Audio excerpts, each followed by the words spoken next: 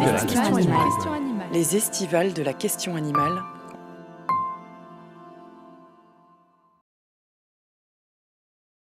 Donc on va pouvoir commencer. Déjà merci à tous d'être là, d'être là à cette heure assez tardive et sur le temps plutôt de repos quoi généralement. Ça me fait très plaisir d'avoir du monde. Je suis désolé, on risque d'avoir un peu de bruit à cause de la vaisselle. J'espère que ce sera pas trop gênant.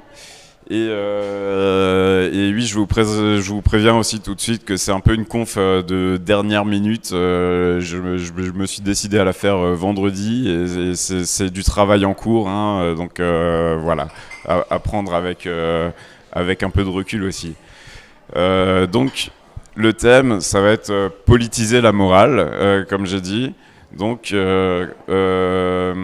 bien comprendre en fait la différence entre ce qui relève de la morale et ce qui relève de la stratégie politique, qui sont des choses très différentes. Et en fait, quand on les confond, ça peut faire beaucoup de mal et on est moins efficace en fait. Qu'est-ce qui m'a amené en fait à m'intéresser à ça? En fait, c'est un constat que j'ai eu en discutant avec les gens. Souvent, il y avait une sorte d'incompréhension, on avait du mal à se parler. Et je trouve que c'était parce que on avait des cadrages différents. On abordait les questions de manière différente. Souvent, moi, j'avais un cadrage de stratégie politique, justement. Et les personnes à qui je parlais avaient plutôt un cadrage moral qui faisait qu'en fait, on ne pouvait pas vraiment se parler. Donc, ces problèmes, je les ai vus principalement sur 3 points, on va dire.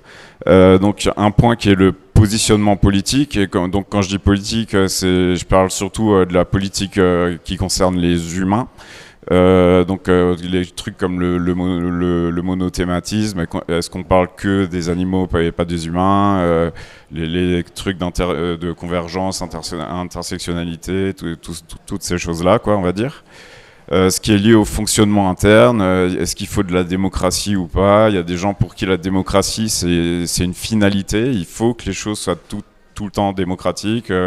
Pour moi la démocratie en fait c'est instrumental, c'est un moyen, elle peut servir à des choses morales quoi, mais en soi c'est instrumental, c'est quelque chose qui relève de la stratégie politique quoi. Pareil pour la discipline interne et ce genre de choses.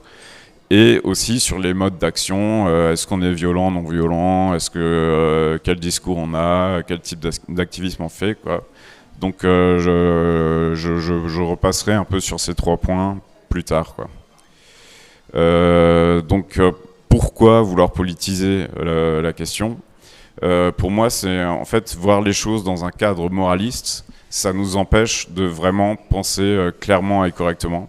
Pour moi, la morale, c'est quelque chose qui permet de savoir ce qu'on condamne, ce qu'on approuve, ce qui est bon ou pas. Ça peut aider à savoir comment on se comporte individuellement. Mais en fait, dès que les problèmes sont de grande ampleur et concernent beaucoup de personnes, ça devient un problème collectif. Et là, en fait, on passe de la morale à la politique. Et là, du coup, les questions centrales, plutôt, c'est pas vraiment les questions morales de base, c'est plutôt quand on a des buts communs, comment on se coordonne collectivement pour atteindre nos buts, quoi. Donc ça, c'est une affaire de stratégie politique et pas de morale, en fait. Donc, comment faire pour politiser la morale, en fait, on peut déjà s'inspirer. Il y a beaucoup de questions morales qui ont débouché sur des mouvements politiques. Et il y a beaucoup de littérature, de la philo, des sciences humaines, etc., qui ont étudié toutes ces questions. Donc il y a beaucoup de choses, des cas théoriques, etc., qu'on peut sans doute récupérer et utiliser pour analyser les questions liées à la question animale ou d'autres. Hein, voilà, ça concerne. Là, je parle de la question animale, mais en fait, ça concerne, je pense, une bonne partie des questions morales. Et aussi, on a du coup toute l'histoire de ces mouvements sociaux dont on peut tirer des leçons. Qu'est-ce qui a fait qu'ils ont marché ou pas, quelles sont les caractéristiques des gros mouvements ou des organes qui ont eu vraiment du poids et d'où ça vient, quoi. Et est-ce qu'on peut s'en inspirer en fait pour notre militantisme à nous. Voilà, donc un peu pour illustrer où je vois la différence en fait entre la morale et la politique. Donc là, j'ai fait un petit graphe avec deux axes qui va de l'individuel au collectif sur un axe et qui va de j'ai pas le laser. De l'individuel au collectif. Donc typiquement un truc et de l'autre côté du descriptif. Donc ce qui est décrit, ce qui existe, quoi, les choses, et le prescriptif qui dit ce qu'on doit faire. Donc pour moi, par exemple de l'individuel descriptif, ça va être typiquement la psychologie cognitive, ce qui se passe dans la tête des gens. Là, on dit rien de ce qu'il faut faire et on s'intéresse vraiment à l'individu. Si on se déplace vers le collectif, on va en restant dans le descriptif, on va passer à la psychologie sociale, à l'économie descriptive, et ainsi de suite. Et quand on va vers le prescriptif, on va avoir par exemple les thérapies, la théorie des jeux qui nous disent un peu quoi faire, mais c'est pas encore disons de la morale. Elles nous disent quoi faire, mais sans que ça soit une obligation vraiment. Et quand on monte vraiment dans les descriptifs, on arrive à l'éthique personnelle, comment on doit se comporter, quoi, là où c'est vraiment une obligation morale. Et donc si on va à la fois à fond dans le collectif et à fond dans le prescriptif, on arrive en fait sur la politique qui est du coup différente de la morale parce qu'elle est au niveau collectif et pas individuel. Donc pour clarifier un peu les choses, comment moi je vois les choses, je différencie un peu trois choses. D'un côté, on a les présupposés moraux fondamentaux, qui sont un peu les trucs de base qu'on va pas justifier. On dit voilà, c'est comme ça, c'est ça qui est bon. Des trucs du genre il faut minimiser les souffrances pour certains conséquentialistes. La liberté est un droit fondamental pour certains déontologistes. Il faut pas faire à autrui ce qu'on souhaite pas qu'ils nous fassent. Ce genre de trucs, voilà, c'est des présupposés moraux fondamentaux. Ensuite, on peut faire des raisonnements logiques à partir de ça. On peut regarder comment marche le monde, etc. Et en tirer des leçons comme... donc ça, c'est des positions morales dérivées qui peuvent déjà correspondre à des buts politiques. Ça va être par exemple, la Constitution doit garantir la liberté d'association, ou bien il faut devenir vegan et combattre le spécisme, ou il faut diminuer autant que possible la consommation de produits d'origine animale. Donc ça, c'est des trucs intermédiaires un peu qui sont dérivés de la morale, mais qui sont pas encore politiques, quoi. Et ensuite, quand on passe vraiment à la politique, à la stratégie politique, c'est comment on s'organise collectivement, si on a les mêmes buts, peu importe pour quelles raisons on a ces buts en fait. Si on a les mêmes buts, comment on fait pour se coordonner, sachant qu'il peut aussi y avoir des buts incompatibles par ailleurs, et on peut avoir des divergences, ça peut créer des conflits. Typiquement, la politique, c'est conflictuel. Mais si on a suffisamment d'objectifs en commun et suffisamment peu de divergences qui font qu'on peut travailler ensemble, on peut s'organiser et voir comment faire pour atteindre ces buts. Mais ce qu'on fait en stratégie politique, là par contre, c'est vraiment très éloigné en fait de la morale. C'est quelque chose qui est purement instrumental pour atteindre nos vrais buts, qui sont les présupposés moraux fondamentaux. Donc là, un exemple de stratégie politique, c'est on va combattre le spécisme par la lutte culturelle au sein de telle association, avec telle campagne, ce genre de choses. Ça c'est des positions de stratégie politique. Donc pour qu'il y ait de la stratégie politique, ça suppose qu'on a des objectifs communs. Donc ces objectifs, ils peuvent refléter ce que j'ai montré avant, des principes moraux ou dérivés, différents positionnements, ou ils peuvent correspondre simplement juste à des envies ou des besoins des personnes. Voilà, souvent les personnes s'investissent parce qu'elles ont besoin de quelque chose, quoi. Mais en fait, les raisons pour lesquelles les gens ont les mêmes buts que nous, c'est pas le plus central pour moi, c'est pas très important. Tout ce qui est important, c'est qu'on trouve un intérêt à travailler ensemble, collectivement, pour résoudre ce problème. On peut avoir des divergences sur d'autres questions, mais trouver qu'on a quand même plus intérêt à travailler ensemble qu'à ne pas le faire. Donc là, je vous ai mis une petite photo de 36, c'est un peu d'actualité d'ailleurs, où des mouvances qui avaient beaucoup de divergences se sont alliées en fait contre le fascisme en fait, et ont réussi à endiguer le fascisme en France d'ailleurs.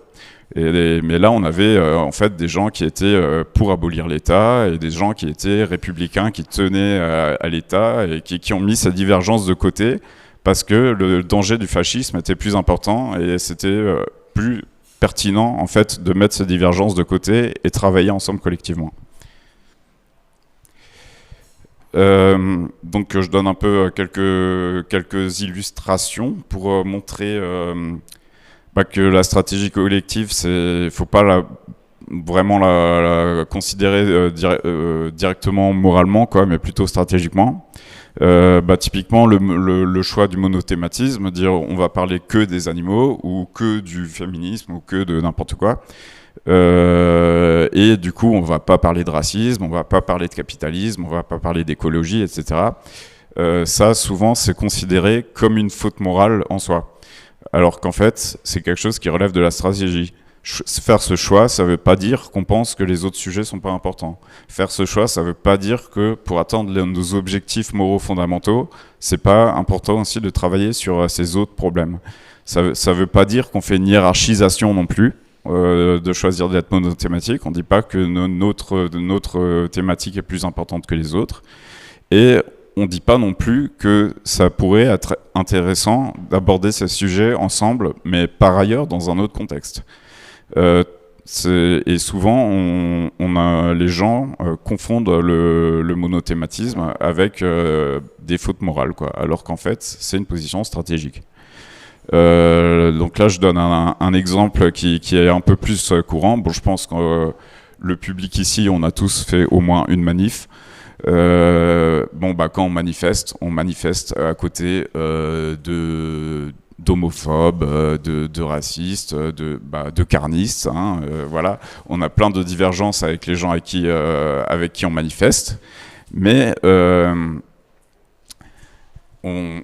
manifeste quand même, parce qu'on trouve un intérêt à le faire. Et manifester, quand on choisit de manifester contre une réforme, par exemple, on n'est pas du tout en train de dire qu'il y a seulement cette réforme qui est importante.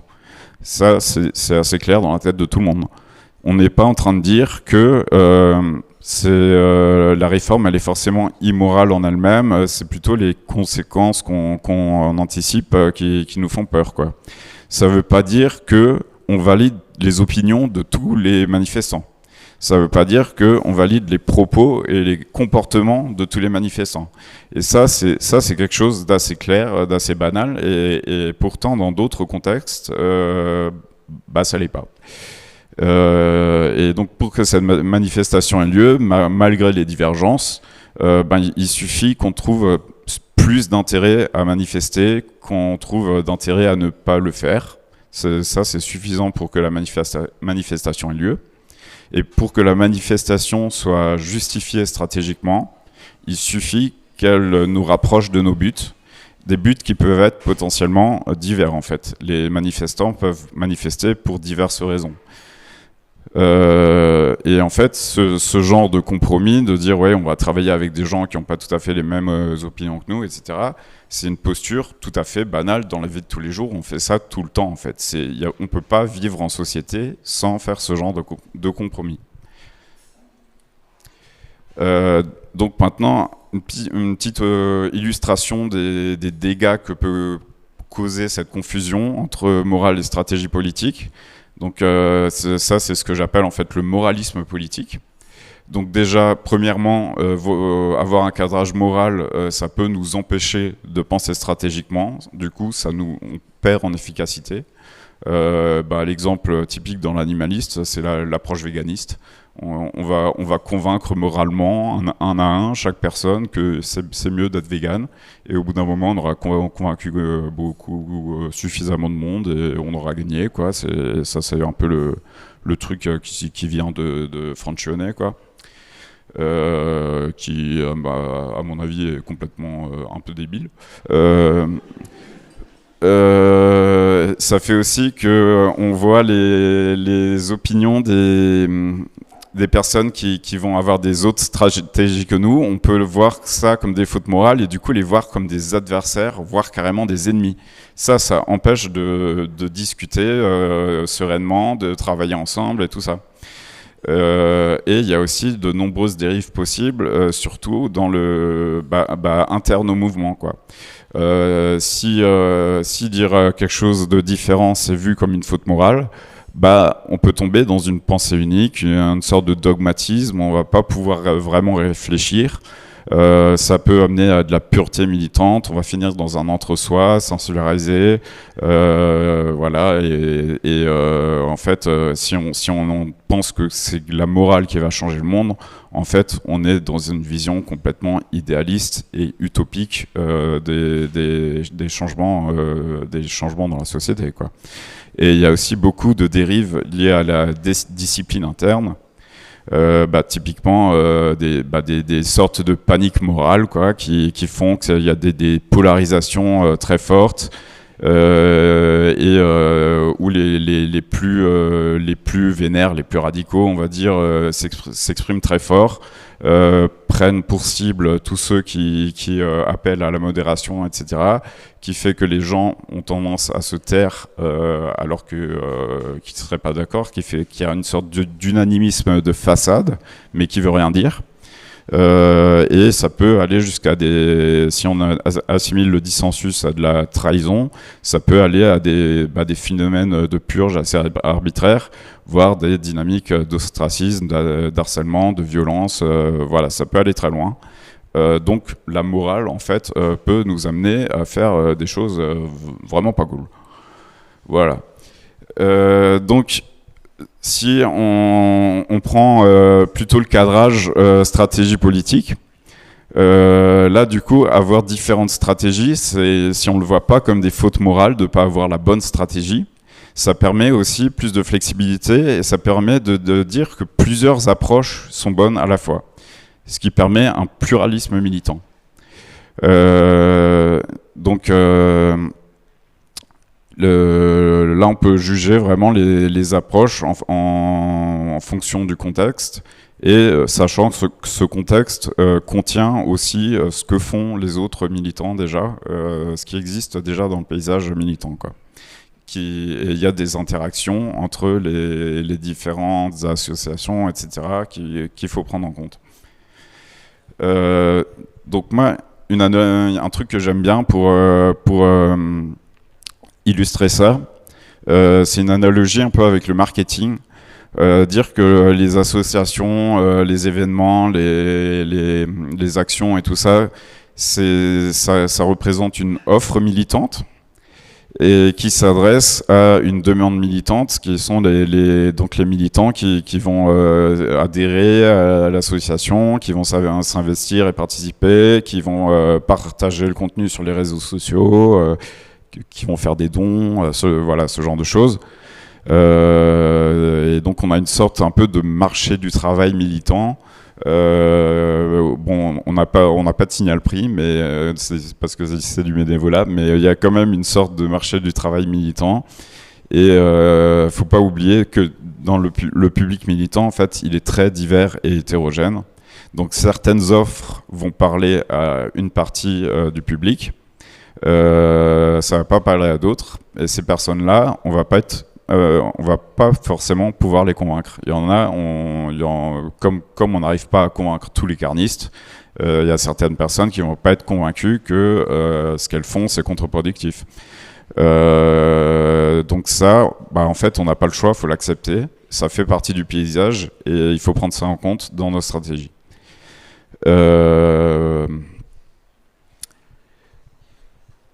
Et donc la pluralité des approches aussi, ça mine un certain mythe qu'il faudrait chercher la meilleure stratégie, la plus impactante, la plus efficace. Ça, pour moi, en fait, c'est un mythe. L'efficacité, faut la juger en fonction du contexte. Il n'y a pas de truc plus efficace que l'autre dans l'absolu. Ça dépend du contexte, et le contexte, il inclut le reste de l'offre militante. Donc moi, je préfère voir ça en termes de mix, un peu comme on le fait pour les questions d'énergie. Donc là, je vous ai mis une image avec des éoliennes et des réacteurs nucléaires. Voilà, si on se pose la question, est-ce qu'il faut fermer des réacteurs nucléaires, est-ce qu'il faut faire des nouveaux parcs éoliens, il n'y a pas de réponse bonne dans l'absolu. Le nucléaire ou l'éolien, il n'est pas meilleur l'un que l'autre dans l'absolu. C'est en fonction de ce qu'on a déjà dans le parc, en fonction des contraintes économiques, écologiques, etc. Donc en fonction du contexte, c'est pertinent de faire plus d'éoliennes ou de fermer des réacteurs ou de créer des nouveaux réacteurs, etc.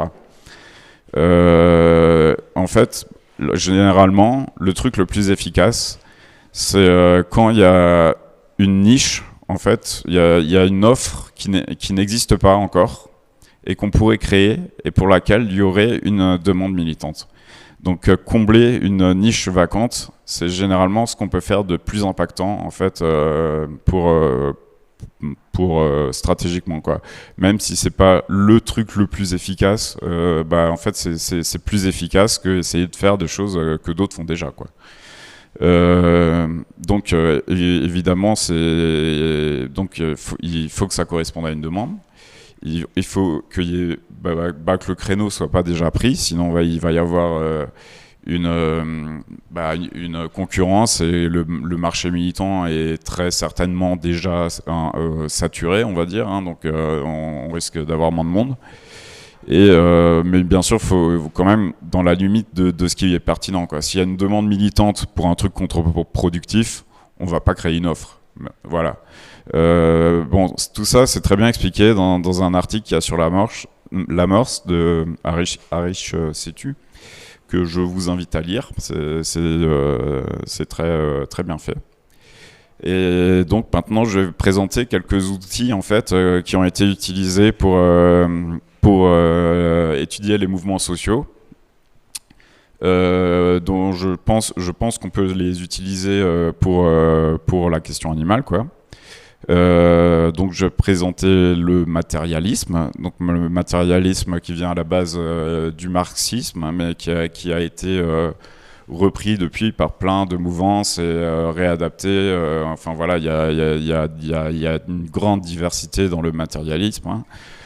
Donc j'aurais pu mettre la tête de Karl Marx, mais comme on est aux estivales de la question animale, j'ai préféré mettre la tête d'Axel.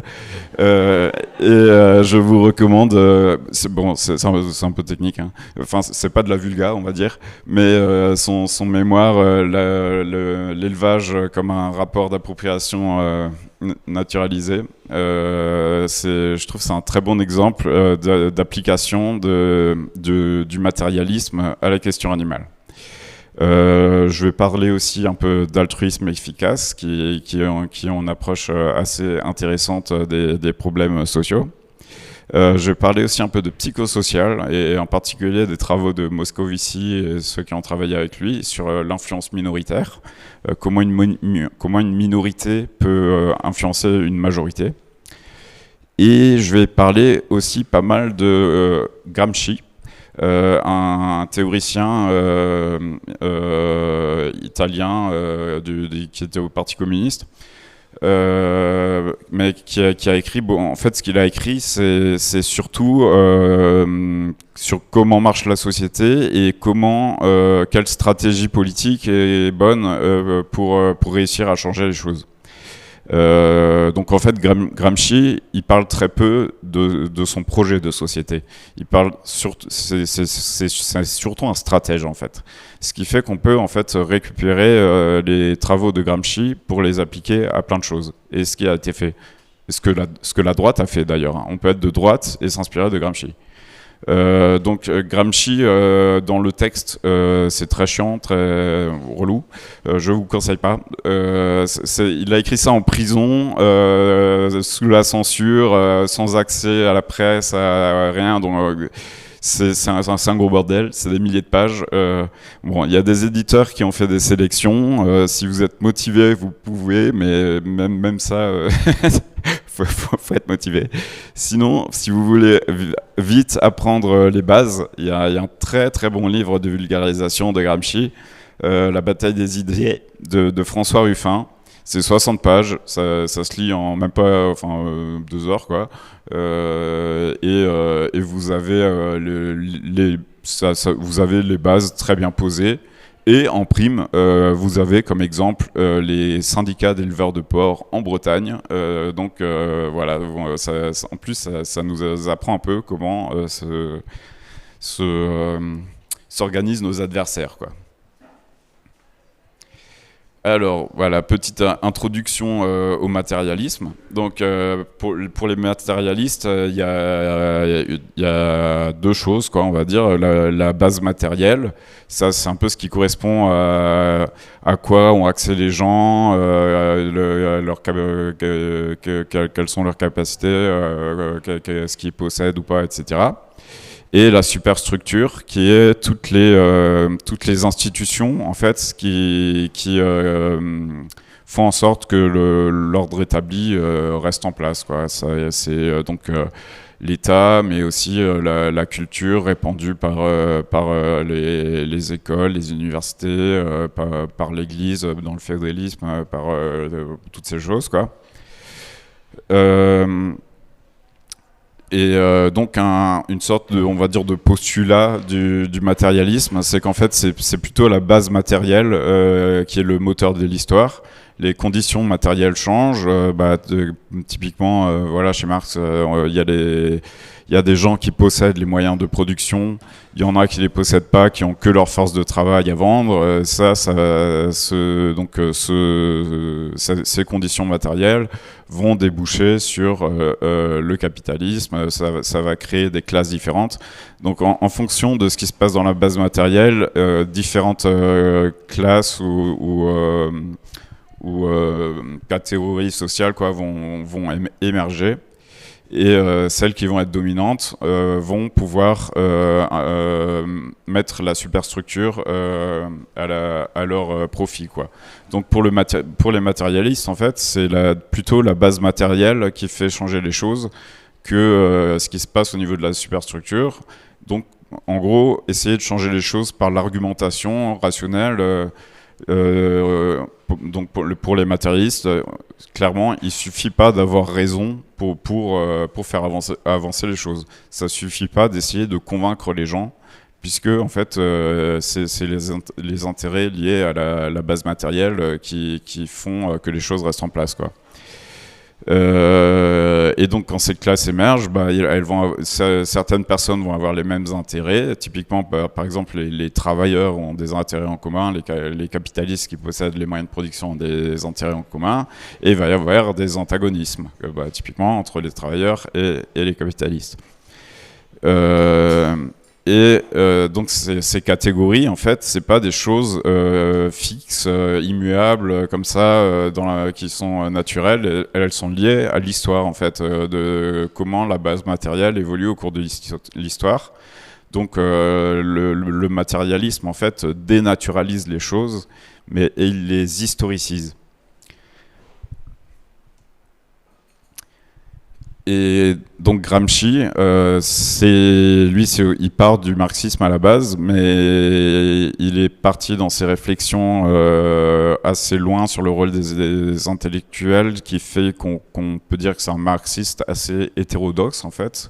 Il se base quand même sur le matérialisme, mais il s'en éloigne d'une certaine manière, en particulier par l'importance qu'il donne aux intellectuels. Donc quand Gramsci parle d'intellectuels, c'est pas forcément les intellectuels qu'on a en tête comme ça, genre les gens qui ont un gros bagage, qui sont très savants, tout ça, ou qui travaillent principalement avec leur cerveau. Pour Gramsci, en fait, tout le monde travaille un peu avec son cerveau, tout le monde travaille un peu avec ses mains. Voilà, tu bêches ton jardin, tu utilises ton cerveau parce que il faut que tu saches bêcher, quoi. Et le mec qui écrit un bouquin, il utilise bien sa main pour faire son stylo. Donc pour lui, l'intellectuel, c'est plutôt défini par rapport à la fonction qu'il a dans la société. C'est celui en fait qui va organiser les classes sociales, les groupes sociaux. Et en fait, donc à chaque fois qu'une classe sociale émerge avec elle ce qu'il appelle des intellectuels organiques, qui vont être ceux qui vont permettre de structurer cette classe, quoi, et possiblement, si elle n'est pas dominante, d'essayer de la rendre dominante, quoi. Je mets en petit aussi, il parle aussi d'intellectuels traditionnels. Je l'ai juste mis pour pas que si vous lisez des trucs sur Gramsci, pas que ça vous perturbe, quoi. Les traditionnels, en fait, c'est des intellectuels organiques de classes qui n'existent plus. Typiquement, le clergé, ils étaient organiques sous le féodalisme, mais maintenant ils le sont plus. C'est juste un fossile en fait du féodalisme. Voilà. Donc les intellectuels, ça peut être très divers, hein, ça peut être des artistes, mais aussi des techniciens, des bureaucrates. Voilà, ça peut être à peu près tout. Donc leur rôle, c'est vraiment d'organiser la classe et possiblement de créer une sorte de conscience de classe et conquérir un peu tous les bastions de la superstructure pour atteindre l'hégémonie culturelle et déloger l'idéologie dominante, quoi. Donc voilà, l'hégémonie culturelle. Donc, oui, là j'explique qu'il s'éloigne un peu du marxisme classique, il rejette un peu le déterminisme économique de Marx. Pour lui, les idées sont quand même importantes. Alors, je vais peut-être revenir là. Donc, pour les marxistes, la grosse flèche, c'est le plus important. Et la superstructure agit, voilà, c'est clairement, par exemple, que ça soit inscrit dans la loi, la propriété privée des moyens de production, clairement, ça a un effet sur la base matérielle. Mais pour eux, cet effet, il est très petit et c'est pas le plus important. Pour Gramsci, par contre, la superstructure est importante et un terrain de lutte aussi. Donc, en fait, pour pouvoir vraiment gouverner de manière stable, on va dire, la coercition, en fait, ça suffit pas, généralement. Il faut aussi avoir le consentement, enfin l'assentiment de la plupart des gens. Et donc ça, il y a toute une plein les écoles, les médias, etc., qui servent justement à répandre ces idéologies, tout ça. Et ça, donc on fabrique un peu une sorte de consentement qui complète la coercition, quoi, la violence, on va dire. Et donc la prise de pouvoir sans hégémonie culturelle pour Gramsci, du coup, ça sert à rien. Donc pour ça, il s'est aussi un peu éloigné du côté très révolutionnaire en fait du Parti communiste au début du XXe. Lui, il était plutôt du gradualiste en fait. Il faut conquérir d'abord les différents bastions pour installer une hégémonie culturelle, et seulement après on peut prendre le pouvoir. Sinon on va prendre le pouvoir et on va tout de suite se faire dégager. Donc ça, c'est ce qu'il appelle une guerre de position. Par opposition à une guerre de mouvement. Pour lui, typiquement, la révolution en Russie, c'était une guerre de mouvement. Là, le tsar n'avait pas l'assentiment de la population.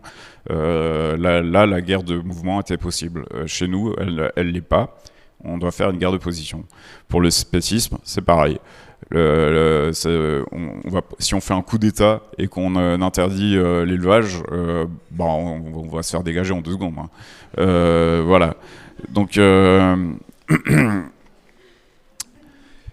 voilà. Donc pour l'hégémonie culturelle. Maintenant, je passe du coup à la psychologie psychosociale.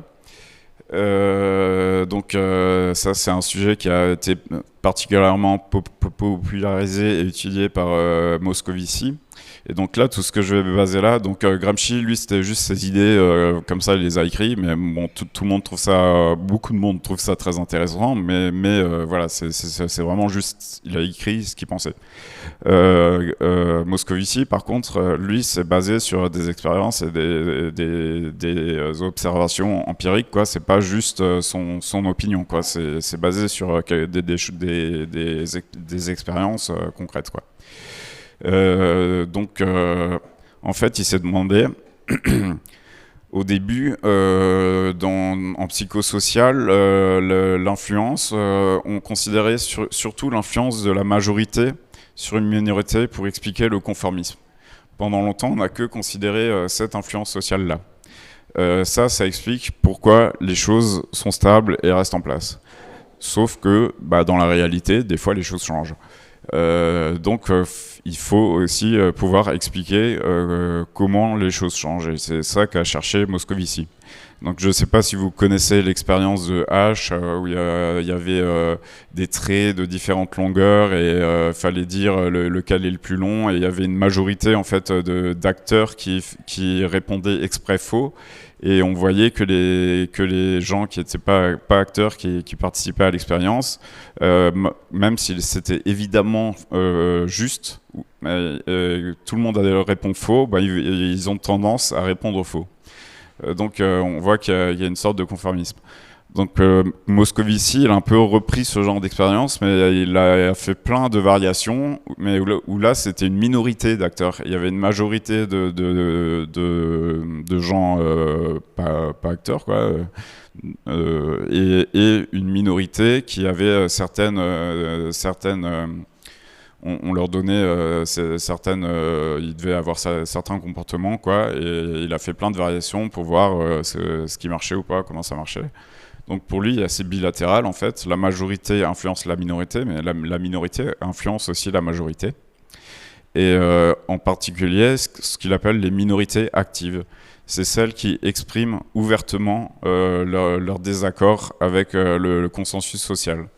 Et le simple fait d'exister, ça crée un conflit, puisque le consensus est mis en défi.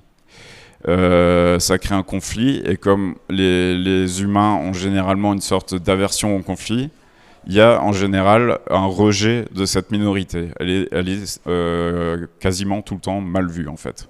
C'est un peu chercher à être bien vu, c'est un peu c'est sûrement pas possible, quoi.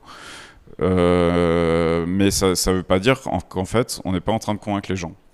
Les gens n'ont pas envie d'être associés à la minorité parce que la minorité est mal vue, mais que comme le conflit a été déclenché, que le consensus est mis en défi, ils commencent quand même à s'intéresser à ce qu'on dit, et ils peuvent commencer à être convaincus, mais ils vont le garder pour eux, ça va rester privé. Donc ils vont garder leur comportement, ils vont garder leur discours, Mais en privé, ils vont se dire, ouais, c'est vrai que peut-être les antispécistes, ils ont un peu raison. Et en fait, au bout d'un moment, quand ça s'est suffisamment répandu et que les gens se rendent compte, qu'ils disent, ouais, c'est vrai que peut-être la viande, on pourrait s'en passer, et que les autres ne réagissent pas de façon hostile, là, du coup, on se rend compte que maintenant, on peut le dire que oui, on peut se passer de viande et ça serait mieux. Et donc ça, on a un processus en 3 phases en fait. La révélation, donc c'est quand la minorité active devient visible et que le consensus est mis en défi et que le conflit est créé. La phase d'incubation, où la majorité va progressivement adopter des croyances de la minorité, mais de manière privée. Et en dernier, la conversion, là où en fait on se rend compte que finalement on a tous changé d'avis, donc c'est plus, on va plus être stigmatisé en gros si on exprime cet avis et on va pouvoir le faire. Donc il y a 3 phases quoi. Et il a aussi étudié les choses qui faisaient que ces minorités actives réussissaient à influencer la majorité. Et il a trouvé 5 styles comportementaux principaux qui font qu'une minorité arrive à convaincre une majorité. Donc la première, c'est la consistance, c'est-à-dire que, par exemple, il faut être vegan tous les jours. Si vous êtes vegan et de temps en temps vous faites une exception, bah, les gens qui vous voient vont se dire bon, c'est peut-être pas si important que ça. Si vous voient que vraiment chaque fois vous refusez et que tous les gens de la minorité font pareil, là ils vont se dire bon bah vraiment ils y tiennent, il y a peut-être une raison. Pareil pour l'investissement, s'ils voient qu'on met beaucoup de temps, beaucoup d'énergie, que c'est coûteux, ou bah, par exemple la végéphobie par exemple, qui voit que les véganes s'en prennent plein la gueule, on fait des blagues de merde et tout ça, et que nous on s'en fout, on continue, ils vont se dire bon bah peut-être que s'ils continuent quand même, ils ont des bonnes raisons. Donc quelque part la végéphobie, d'une manière ça fait que ils vont garder leur croyance privée, ils vont pas rejoindre la minorité tout de suite, mais en fait d'une certaine manière la végéphobie elle nous aide, parce que quand on voit qu'on reste vegan malgré la végéphobie, en fait c'est une preuve d'investissement. Il y a l'autonomie aussi, donc montrer qu'on est indépendant du jugement de la majorité. Typiquement, voilà, si on vous dit ouais vous êtes trop radicaux et du coup on dit ouais ok on va baisser un peu d'un cran, bon on va pas être pris très au sérieux. Il y a la rigidité aussi, donc voilà, avoir des postures vraiment fermes, pas faire de concessions, voilà. Qui à mettre un peu en balance avec le dernier point qui est l'équité, c'est-à-dire qu'il ne faut pas se positionner au-dessus de la majorité, il faut rester un peu égal quoi, et créer des espaces de dialogue où on peut parler d'égal à égal. Donc voilà, donc ça je trouve que c'est très important en fait, ça devrait être très important pour tous les mouvements sociaux et on en parle très peu et je trouve ça dommage. Donc voilà, maintenant vous savez. Bon, altruisme efficace, ça c'est un truc que je trouve intéressant parce qu'ils ont un cadrage un peu différent des problèmes sociaux. L'altruisme efficace, bon, si je prends un peu un point de vue gramscien, quoi, ça va être peu d'intellectuels, mais avec des gros capitaux financiers, culturels, sociaux, voilà, un peu au sens de Bourdieu du coup. Et généralement assez peu de divergences internes quand ils bossent sur un sujet en particulier, quoi. Alors qu'en stratégie politique, on travaille avec de nombreux intellectuels, possiblement plein de petits intellectuels, et qui pour la plupart ont peu de capitaux, et où il y a possiblement beaucoup de divergences internes. Donc c'est 2 cadrages différents, et je pense qu'ils peuvent être complémentaires en fait. Et en particulier que l'altruisme efficace, qui cherche vraiment l'efficacité, qui cherche à quantifier, etc., peut étudier en fait les mouvements politiques et peut peut-être nous aider à voir si on est effectivement efficace ou pas. Oups. Et une idée que j'ai eue récemment en fait, c'est je me suis dit qu'en fait peut-être que l'altruisme aussi, on pouvait le considérer de manière matérialiste. En fait, le fait qu'on se soucie des autres, qu'on ait de l'empathie, ça fait, de fait, on a des intérêts convergents avec d'autres personnes ou d'autres groupes ou d'autres individus, quoi. Donc en soi, ça crée des convergences d'intérêts, des divergences, des antagonismes avec d'autres groupes, etc. Donc en soi, en fait, l'altruisme peut créer des catégories sociales. Par exemple, les véganes, je pense que c'est une catégorie sociale qui est basée en fait sur l'altruisme des véganes. Bon, l'altruisme, l'empathie, tout ça, ça aussi en fait, c'est pas anhistorique. Typiquement, ça va aussi être influencé par les conditions matérielles, la superstructure. Typiquement, le carnisme fait en sorte qu'on ait peu d'empathie pour les animaux. Si un jour on arrive à dégommer le carnisme, probablement qu'il y aura beaucoup plus d'empathie envers les animaux.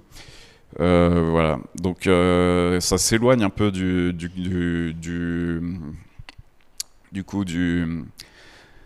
matérialisme traditionnel, quoi, on va dire, dans le sens où eux, généralement, ils considèrent les intérêts des groupes eux-mêmes, donc les travailleurs ont tels intérêts, les femmes ont tels intérêts, etc. Là, on s'intéresse à un autre groupe, en fait, une autre catégorie sociale. Mais pour moi, j'ai l'impression qu'en fait, dans le matérialisme, c'est peut-être pas forcément explicité, mais en fait, on parle déjà d'empathie, d'altruisme, etc. Mais on le limite en fait à l'endogroupe. On dit, on va créer de la conscience de classe. Typiquement, on va dire, soyez solidaires entre tous les travailleurs, etc. On nous invite en fait à être altruistes. Donc je donnais des exemples, récemment un truc qui a tourné sur Facebook, le RN déteste les personnes que tu aimes. Donc en fait, t'as une bonne raison d'être antifasciste, simplement parce que tu te soucies des gens que les fascistes à qui les fascistes veulent faire du mal. J'ai mis encore un truc de 36, voilà, les travailleurs qui se serrent la main entre la SAFIO et le PCF, voilà, donc tous les travailleurs, soyez solidaires, tout ça. Donc pour moi, en fait, il y a déjà en fait de l'empathie, de l'altruisme, etc. dans le matérialisme. Sauf qu'il est limité à l'endogroupe. Et moi, je pense qu'on peut le généraliser aussi pour l'empathie à l'exogroupe, l'empathie envers des autres catégories sociales que nous. Et ça, je pense que c'est potentiellement une bonne base de départ pour politiser pas mal de questions morales. Je sais pas si ça... Là, j'ai mis toutes. J'aurais peut-être pas dû. Je sais pas. Donc ça, c'est vraiment une idée récente. C'est mon opinion personnelle. Je sais pas ce que ça vaut. Mais je pense que ça peut être une bonne manière, en fait, de politiser des questions de morale. Donc maintenant je vais passer sur les 3 points, quoi. Donc les questions de positionnement politique par rapport aux questions humaines, quoi, on va dire.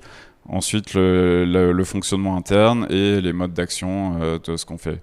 Donc positionnement politique, donc déjà on va éviter l'écueil de l'apolitisme. L'apolitisme n'existe pas, c'est une chimère.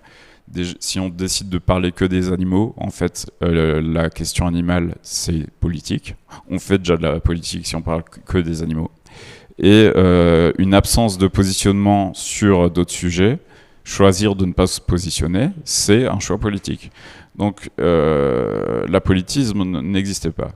Mais il y a aussi un autre écueil assez souvent, c'est assimiler les postures transpartisanes ou monothématiques à des fautes par essence.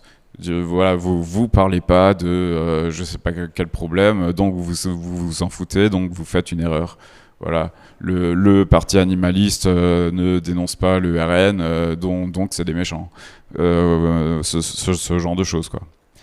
Et aussi, certaines stratégies de convergence en fait peuvent être contre-productives. Des fois, quand on essaie de régler tous les problèmes en même temps, on y arrive moins bien que si on essaie de régler les problèmes de manière séparée et éventuellement se rejoindre, converger des fois, mais quand c'est pertinent stratégiquement. Donc là, je vais parler un peu de deux paradoxes Quoi Oui. Donc d'un côté, on a le paradoxe de Popper, qui est sur la tolérance. Hein. Si on est donc ça, c'est une dérive courante chez les libéraux qui vont être très liberté d'expression totale, tout ça. En fait, si on est tolérant au point de tolérer l'intolérance, on peut finir avec plus d'intolérance, ce qui est l'inverse de ce qu'on souhaitait. Donc si on veut être tolérant, en fait, on est forcé de mettre une limite à ce qu'on tolère. Et pour moi, il y a, le symétrique, en fait, que j'appelle le paradoxe de l'inclusivité. Donc ça, c'est plutôt une dérive qu'on va trouver dans le safe spacing, qu'on trouve beaucoup au sein de la gauche intersectionnelle. Donc on va vraiment avoir une tolérance zéro sur tous les discours oppressifs, toutes les microagressions. Il faut être et l'idée, c'est que ça rendrait le truc le plus inclusif possible.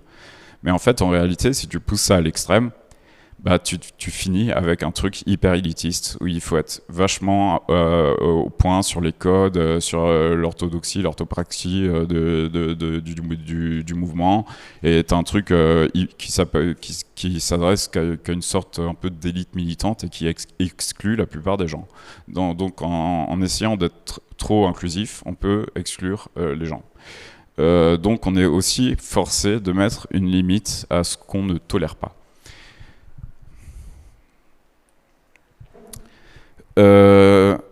Voilà, donc là je vais un peu parler de convergence. Donc déjà, avant de parler de convergence, on va parler de sectorialisation en fait. Sectorialiser, ça veut dire un problème, on va créer des mouvements sociaux différents pour régler différents problèmes, quoi. Par exemple, le mouvement féministe, le mouvement animaliste, le mouvement LGBT+, et ainsi de suite. Et ces mouvements peuvent des fois travailler ensemble, voilà ce qu'on appelle la convergence, quoi. Donc souvent ces problèmes sont interconnectés. Clairement, voilà, les questions de féminisme, elles sont interconnectées avec les questions du capitalisme, enfin voilà. Mais c'est pas, même si elles sont interconnectées, ça veut pas dire que c'est pas intéressant de les approcher séparément. Et donc sectorialiser, ça veut pas dire non plus qu'on s'interdit de travailler ensemble, qu'on s'interdit de converger. Mais on converge quand il y a une pertinence stratégique à le faire.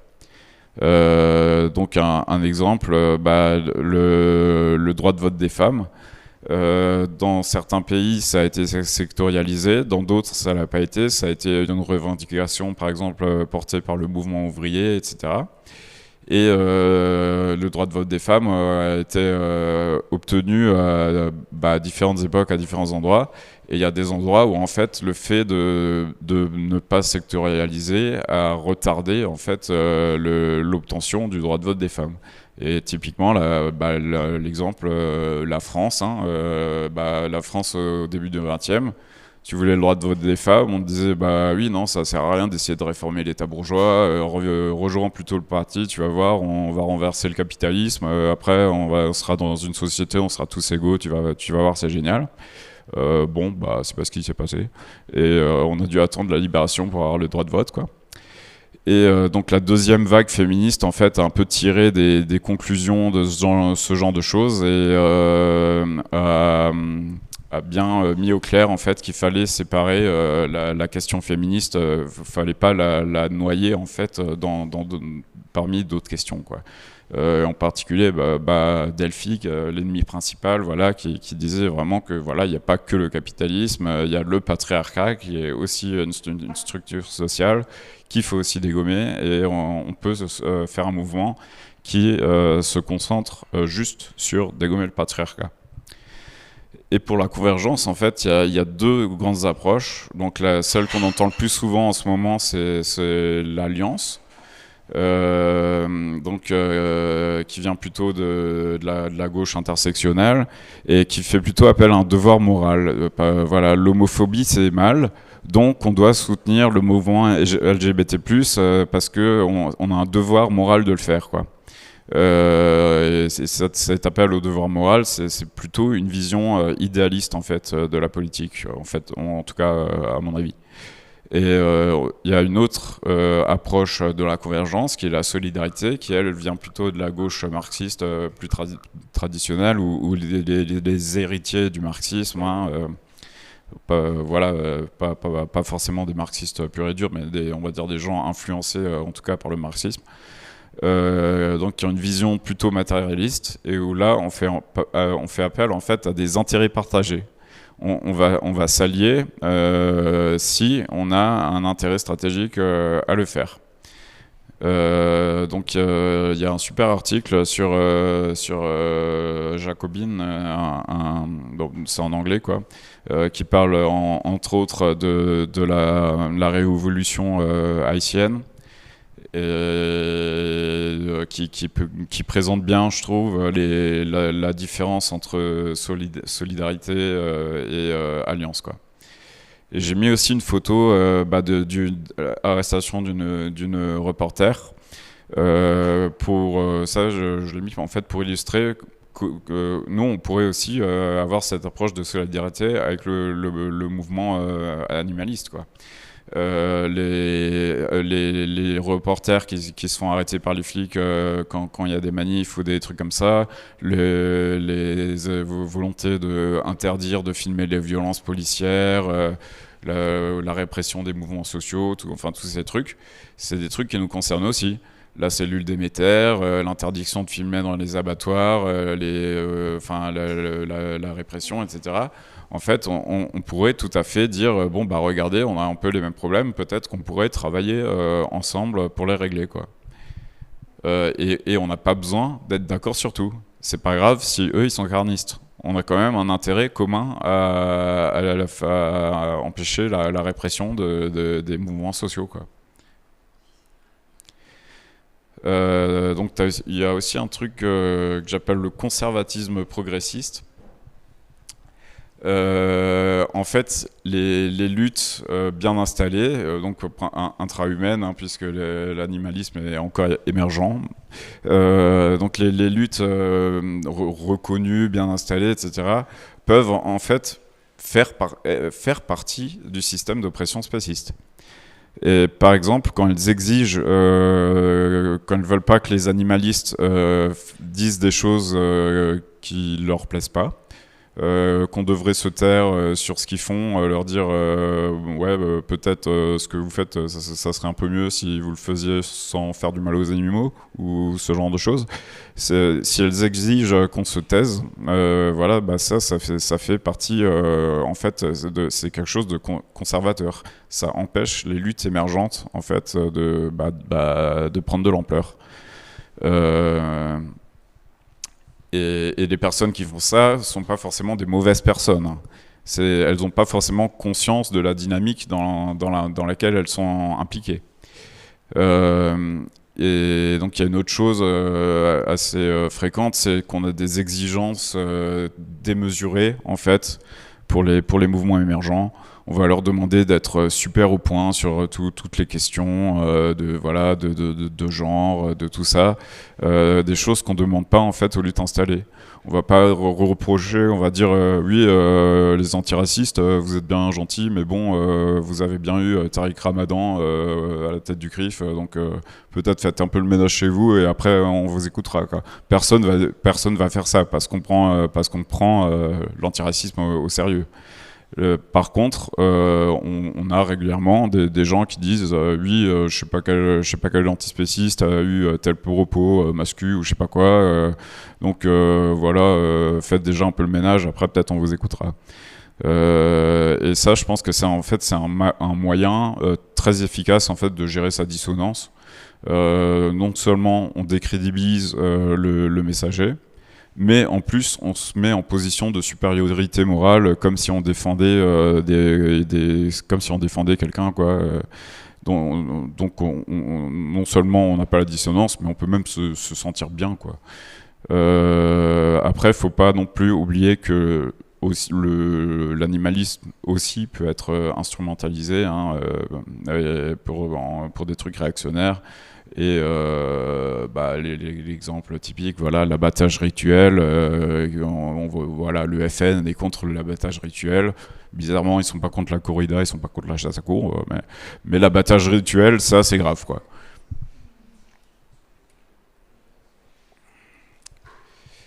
Et donc une dernière chose, le piège de la respectabilité. Souvent, on a envie d'avoir une bonne image. Voilà, on a une aversion au conflit, on préfère avoir une bonne image, on aimerait avoir une bonne image auprès du public qu'on vise et auprès des personnes de notre camp politique. Des fois, ça peut être pertinent de le faire. Donc là, je donne comme exemple L214. L214 négocie avec des entreprises, elle doit être prise au sérieux par des médias, par des tribunaux. Pour pouvoir faire ça, il faut quand même qu'elle cultive une certaine respectabilité, qu'elle soigne son image. Sinon, elle ne pourrait pas faire ça. Donc, c'est pertinent stratégiquement pour L214 d'essayer d'avoir une certaine respectabilité.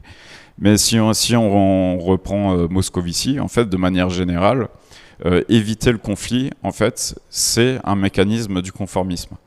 C'est quelque chose qui a tendance à freiner le changement plutôt que l'accélérer. Donc, vouloir toujours être respectable, être bien vu, c'est une sorte de piège, quoi, ce qu'on appelle le piège de la respectabilité. Donc la respectabilité, il faut vraiment l'évaluer au cas par cas, la chercher seulement si elle est pertinente par rapport à ce qu'on fait. Donc maintenant, on va passer au fonctionnement interne, donc les questions de démocratie, toutes ces choses. Donc là aussi, nos méthodes de décision, pour moi, c'est quelque chose d'instrumental. La démocratie, tout ça, c'est pas une fin en soi, c'est quelque chose qui sert des buts moraux plus fondamentaux, mais c'est qu'un outil. Donc nos méthodes de prise de décision, elles doivent être évaluées sous l'angle de la stratégie aussi. Quel est le bon mode de prise de décision qui va nous rendre le plus efficace. Et certains fonctionnements, on verra que ça porte en germe différentes dérives qui peuvent être plus ou moins graves selon nos objectifs. Et là aussi, il y a de la place pour du pluralisme. Il n'y a pas une seule bonne manière de fonctionner. Il peut y avoir différentes manières de fonctionner qui vont possiblement parler à différents publics, une offre militante différente, quoi, on va dire. Et donc ça peut être intéressant en fait de multiplier les offres, d'avoir différents fonctionnements internes. Donc les dérives dont je parle, il y en a deux pour moi. La dérive centriste, ça c'est typiquement le Parti socialiste en fait. Donc c'est quand on essaye de s'appuyer vraiment sur le soutien des modérés pour avoir le plus de poids possible, mais que ces modérés ont voix au chapitre. Donc forcément, les modérés vont faire bouger le curseur idéologique de l'organe un peu plus vers le centre, ce qui va attirer des gens encore plus modérés qui vont continuer de faire bouger le curseur vers le centre et ainsi de suite. Donc ça veut pas dire en fait que la stratégie social-démocrate elle est complètement nulle et elle sert à rien. Un parti social-démocrate, son but c'est de porter les revendications des travailleurs au Parlement, etc. Et pour ça, ils sont bien obligés de consulter les travailleurs. S'il n'y avait pas de démocratie interne dans un parti social-démocrate, ils représenteraient personne en fait, ils serviraient à rien. Donc cette dérive, c'est un peu une chose inévitable, mais qui veut pas dire que ça veut pas forcément dire que cette stratégie est nulle, parce qu'une fois que le truc a dérivé, ça va créer un vide dans l'offre militante qui peut être comblé par une nouvelle formation. Typiquement, voilà, le PS dérive trop vers le centre et bim, on a la France Insoumise qui arrive. Donc ça peut être un processus de dérive comme ça. Donc cette stratégie peut quand même être bonne. La dérive peut ne pas être trop gênante, on va dire. Chez L214 par exemple s'appuie aussi beaucoup sur les modérés. Je pense que les principaux donateurs et tout ça de L214 ne sont pas véganes par exemple. Mais comme L214 c'est très verrouillé par le haut, la base a très peu d'influence sur l'orientation de l'association, en fait cette dérive est contenue. Donc c'est stratégiquement pertinent pour L214 de ne pas être démocratique. La dérive radicale, donc ça c'est aussi quand il y a de la démocratie. Ça correspond en fait aux deux extrêmes que j'ai présentés, les deux paradoxes, tolérance et inclusivité. Donc si on est plutôt dans l'extrême paradoxe de l'inclusivité, il risque d'y avoir au bout d'un moment une assimilation du dissensus et de la trahison, recherche de pureté et tout ça.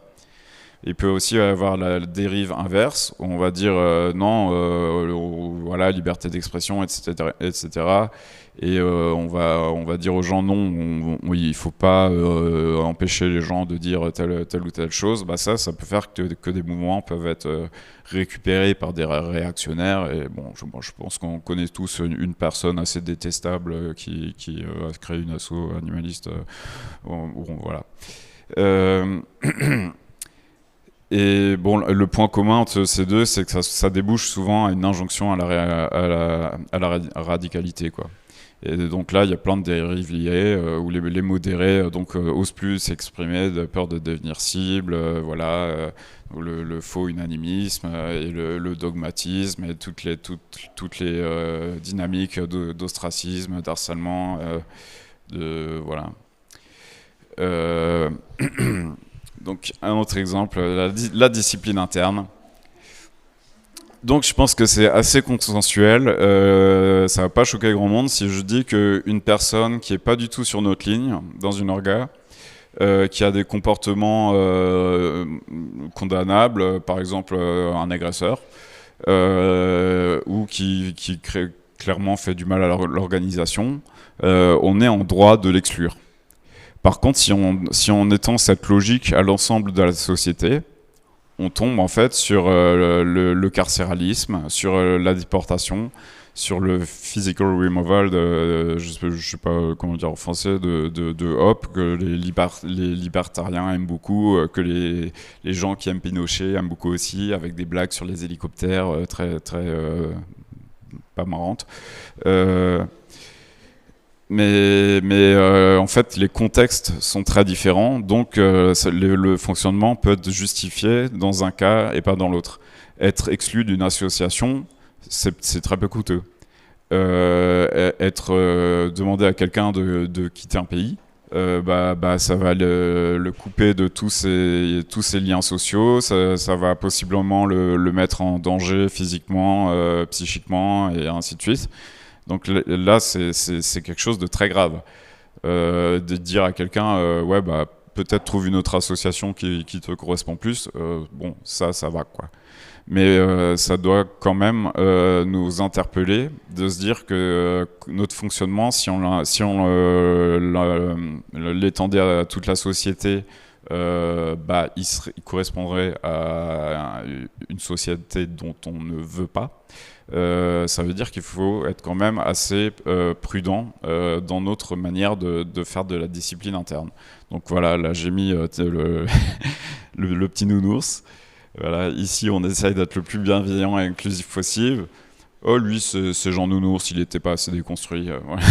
Voilà, donc il peut y avoir de la démesure en fait dans les sanctions et il faut faire attention à ça, quoi. Maintenant, les modes d'action, les activités. Donc là, je vais expliquer qu'il faut différencier en fait les buts réels des buts affichés. que en fait chaque action qu'on fait a plusieurs fonctions. Ces fonctions, elles peuvent être internes ou externes. Les fonctions externes, elles peuvent être directes ou indirectes, et interindividuelles, intergroupes. Je vais expliquer un peu plus tard. Et donc l'erreur assez fréquente, en fait, c'est de voir que le but affiché et que la fonction externe, directe, interindividuelle, parce que c'est ça dont fait l'expérience, ça correspond à l'expérience directe du militant. Donc si on contextualise pas, si on n'explique pas le sens de l'action, des fois le militant ne voit que ça et pense que cette action a que ce rôle-là, alors qu'en fait elle peut avoir plusieurs rôles, plusieurs fonctions. Pour illustrer ça, voilà, là on a une action L214 pour le European Chicken Commitment devant un Burger King. Là, le but affiché, c'est informer, sensibiliser les clients de Burger King. Mais en fait, le but réel, c'est pas du tout ça. On s'en fout de ce que pensent les clients. Ce qu'on veut, c'est que le patron du Burger King appelle le siège et dise oh là là, il y a encore de la L214, ils nous font chier, machin. Et peut-être qu'il y a des journalistes qui viennent, ils vont faire une interview, il y aura un truc dans le journal. Et ça va donner à L214 plus de moyens de levier dans les négociations pour obtenir l'accord European Chicken Commitment, quoi. Donc là, en fait, le but réel peut être obtenu même si le but affiché est complètement raté. Même si les clients ne sont pas réceptifs du tout, on peut quand même gagner. Et ça, si c'est pas expliqué aux militants, les militants peuvent se dire oui, on a essayé de sensibiliser des clients, ça n'a pas trop marché. Donc voilà, c'est important de contextualiser, je pense. Donc là, les fonctions internes, externes. Donc fonctions internes, j'en ai listé quelques-unes. Il y en a plus. Hein. Donc la fidélisation déjà, qui est des choses assez régulières. Ça garde les gens en action, on va dire. Il y a le côté pédagogique. Hein. Quand on fait une action, on apprend en faisant, en regardant comment les autres y prennent, ce genre de choses. Il y a le côté un peu réseautage, on crée une communauté, tout ça.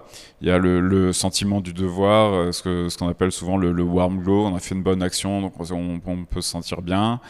Ça peut nous permettre de recruter parce qu'on est visible dans l'espace public. Donc des gens qui se disent ouais, j'aurais peut-être envie de faire des choses pour les animaux, mais je sais pas, ils nous voient, ils se disent bon peut-être je vais faire avec eux.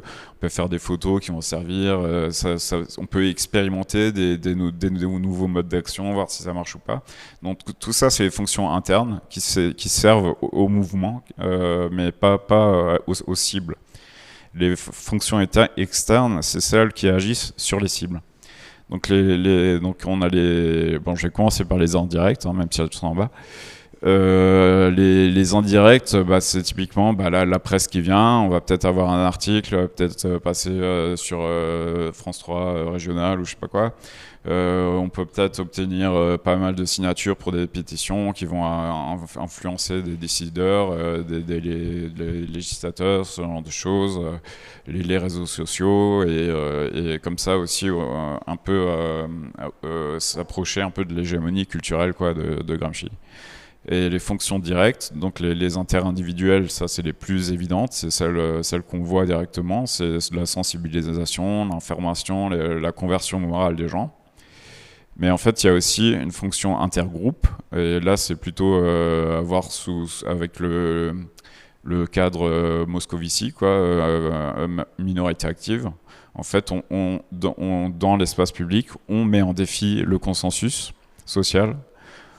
On minorise une minorité active, on crée un conflit, et donc on entre au moins dans la phase de révélation de l'innovation sociale de Moscovici, quoi.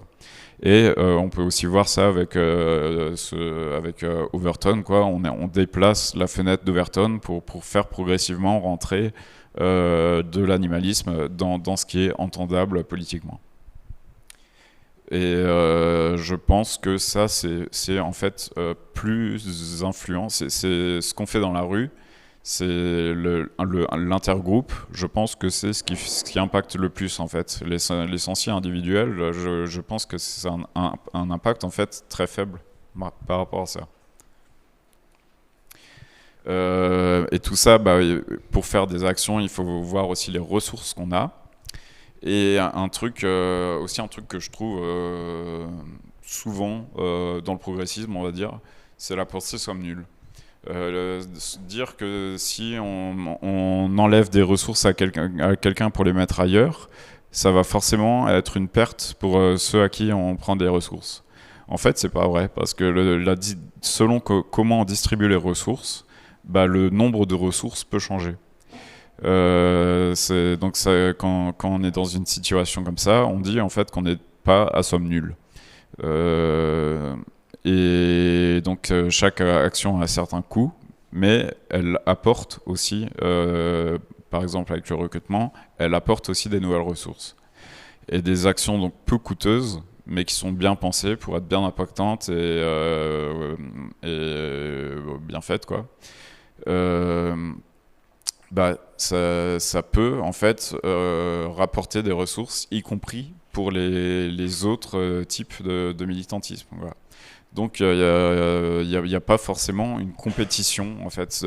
S'engager sur quelque chose plutôt que d'autres, c'est pas forcément une perte pour le truc sur lequel on s'engage plus.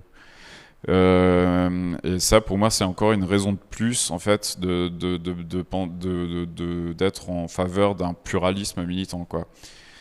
Et je trouve que les cubes de la vérité, c'est un très bon exemple. Il y a un investissement initial pour les écrans, mais une fois que ça s'est fait, en fait, ça demande très peu de logistique, c'est très facile à faire, on peut le faire très régulièrement. C'est facile parce que c'est toujours c'est assez facile pour les militants parce qu'ils connaissent très bien les cubes. Et aussi, en fait, c'est une très bonne porte d'entrée ou école, on va dire, pour les nouveaux militants, parce qu'on leur donne un discours pré-mâché et on leur donne un déroulé un peu tout fait de comment ça marche une sensi. Et le dispositif est toujours le même, donc on se familiarise très vite avec le truc. Donc c'est une très bonne école, en fait, je pense, les cubes. Et en plus de ça, ça mélange souvent des débutants et des vétérans qui vont être super forts en sensi, les autres quand ils vont être dans le cube ou quand ils vont faire du shadow, écouter les sensi des autres, ils vont pouvoir voir des fois le fameux retournement de cerveau en 10-15 minutes et se dire wow, on peut faire ça et voir comment on s'y prend, quoi. Donc je pense que les cubes, c'est aussi très formateur et donc ça apporte aussi des ressources en formant des militants à sensibiliser, quoi. Donc ensuite, maintenant, si on pense en termes de stratégie politique, on a un intérêt à regarder ce qui a déjà été fait par le passé. Regarder les mouvements sociaux qui ont marché ou pas, voir ce qui a fait que certains mouvements sociaux ont marché, voir dans ce qui a marché, est-ce qu'il y a des choses qu'on pourrait appliquer à l'animalisme. Et aussi, comme on a une histoire des mouvements sociaux, on peut aussi essayer d'anticiper la suite de l'évolution du mouvement animaliste, parce qu'il y aura sûrement des similarités avec d'autres mouvements sociaux qui ont émergé dans le passé. Donc là, j'ai mis le livre de la révolution féministe, parce que elle, je trouve qu'elle fait un très bon résumé de l'histoire du féminisme, première, deuxième, troisième vague, tout ça. Donc pour avoir un peu une idée de comment un mouvement social évolue, je pense que c'est une très bonne lecture, c'est pour ça que je le conseille. Donc là, clairement c'est du travail en cours, hein. C'est pas encore définitif, mais pour moi, ce que j'ai l'impression qui a fait la force des grands mouvements très influents, déjà, ils ont réussi à rassembler un public populaire et massif, donc avec une bonne attention portée au recrutement et à la limitation du turnover et tout ça. Ils ont su apprendre à éduquer leurs adhérents, à les former leurs cadres, et former leur intellectuel organique, pour parler comme Gramsci, et avec une attention portée à la jeunesse en particulier, avec souvent des organes satellites spécialement pour les jeunes. Voilà, typiquement, je pense la majorité des partis politiques en France ont un satellite jeune, quoi. Voilà, comme le Parti socialiste a le mouvement des jeunes socialistes. Ils ont aussi su créer un sentiment d'identité. Les gens s'identifient vraiment à leur lutte ou à leur organe. Ils s'approprient les organes, ils s'approprient les étiquettes. Oui, moi je suis socialiste, je suis féministe, je suis machin. Et ça, je pense que c'est en partie parce que souvent ils en voient au chapitre. Ça aide à s'approprier les organes, je pense. Et parce qu'il y a différents niveaux d'implication possibles aussi. On peut être plus que militant de base, mais sans être directement responsable de tout ce qui se passe dans une région, quoi. Il y a souvent des trucs un peu intermédiaires. On peut être, je sais pas, trésorier de je sais pas quoi, voilà, ce genre de choses. C'est aussi des organes qui ont su équilibrer la pureté idéologique et le pragmatisme, voilà, la réelle politique. Et donc ils ont su aussi s'engager dans la bataille des idées et atteindre une certaine hégémonie culturelle, et en particulier en s'adressant aux masses non militantes à travers différentes institutions. Maintenant, voilà, clairement, s'il y a une affaire d'agression sexuelle, par exemple, les médias vont traiter ça comme un sujet grave. C'est parce que les féministes ont réussi à suffisamment influencer les médias pour que les médias prennent ça au sérieux. Voilà, c'est un exemple de ce que je veux dire par là.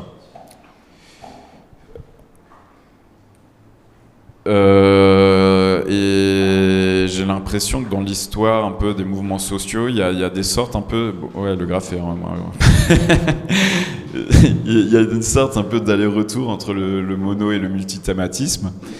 Donc je dirais que les premiers vrais grands mouvements sociaux modernes, quoi, on va dire, je pense que c'est le libéralisme et un peu après le socialisme, quoi, qui ont émergé, qui étaient vraiment centrés sur des questions économiques et de gouvernance. Et il y avait une vraie tendance au réductionnisme, tout réduire à ces questions, et une hiérarchisation assez assumée. La question des femmes, par exemple, les marxistes n'avaient pas de difficulté à dire que c'était un problème secondaire. Donc les luttes sectorielles ont émergé en fait un peu à l'intérieur de ces mouvances, mais un peu en marge, et voilà, et pas centrale. Au bout d'un moment, on s'est rendu compte que ça avançait pas comme ça. Donc il y a eu des prises de distance et donc des luttes plus sectorielles qui ont émergé, avec un rejet du réductionnisme et de la hiérarchisation. Typiquement, la deuxième vague du féminisme, c'est un exemple. Le féminisme matérialiste, c'est typiquement ça. Voilà, l'exploitation capitaliste existe et tout, mais on peut pas réduire le patriarcat à un morceau du capitalisme. Donc voilà, il y a un rejet du réductionnisme et un rejet de la hiérarchisation. Et donc ça, ensuite, ça dérive, soit les grands mouvements globaux qui essayent de proposer vraiment des projets de société un peu complets, quoi, on va dire, vont reprendre en fait ces problématiques qui ont été posées par les luttes sectorielles dans leurs termes. Voilà, tous les grands partis politiques maintenant se positionnent sur le féminisme, etc. Et le réductionnisme et la hiérarchisation a disparu, au moins en surface. disons que c'est pas assumé. Je pense que ça allait quand même, il y a quand même une hiérarchisation, mais je pense. Mais en tout cas, on n'ose plus le dire. Mais ça peut. Donc il y a aussi de nouvelles luttes qui se sont inspirées des premières. Donc les premières, c'était surtout voilà le féminisme, l'antiracisme, le mouvement pour les droits civiques, voilà Malcolm X et tout ça. Donc ensuite, il y a des luttes qui se sont inspirées de ça, les luttes LGBT+, ce genre de choses, qui ont aussi influencé ensuite les grands partis, voilà. Et il y a aussi, il y en a d'autres, typiquement les écologistes. La question écologique, elle a les Verts, en fait, ont arrêté d'être monothématiques et se prononcent maintenant sur tout, parce que en fait si tu votes pour des gens qui parlent que d'écologie, c'est comme si tu votais blanc sur tous les autres problèmes, donc ça donne pas forcément trop envie de voter. Mais donc ils se sont positionnés sur toutes les autres thématiques, on va dire. Ils ont des avis sur tout maintenant, les Verts, mais la question centrale pour eux, ça reste les questions écologiques. Donc voilà, on a des nouveaux projets de société, mais la question centrale est différente. Donc nous, pour l'instant, voilà, on est ici. Les luttes sectorielles qui peuvent s'inspirer des autres. Et je pense que du coup, on a vocation soit à influencer les grands organes, soit à finir par se positionner sur tout et avoir des partis ou des trucs qui vont avoir comme thème central l'antispécisme. Donc là, voilà, je fais de la politique fiction, hein, mais si je regarde ce qui s'est passé un peu au XXe siècle, je dirais que ça marche un peu comme ça. Après, voilà, c'est clairement, c'est pas un truc rigoureux, hein, c'est juste, c'est une opinion. Mais j'ai l'impression que ça marche un peu comme ça, et donc je pense que ça marchera aussi un peu comme ça pour nous, parce que ça ressemble quand même un peu à notre cas. Donc pour moi, les grands enjeux maintenant pour l'animalisme, donc il y a la massification du mouvement, donc qui passe à la fois par le recrutement et la fidélisation.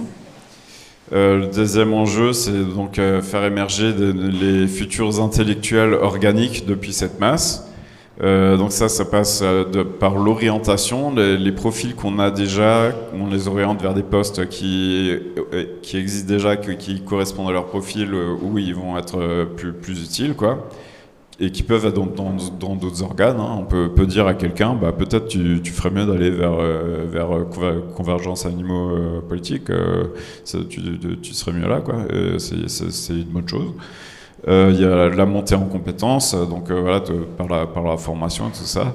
L'innovation militante, créer de nouveaux postes, créer des nouvelles assos, créer des nouveaux modes d'action, créer des nouvelles théories aussi.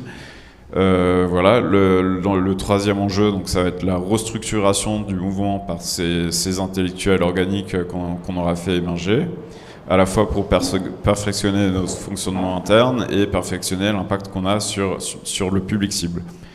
Enjeu 4, donc s'adresser aux masses non militantes. Et dernier enjeu, du coup, intégrer et influencer d'autres sphères pour atteindre l'hégémonie culturelle.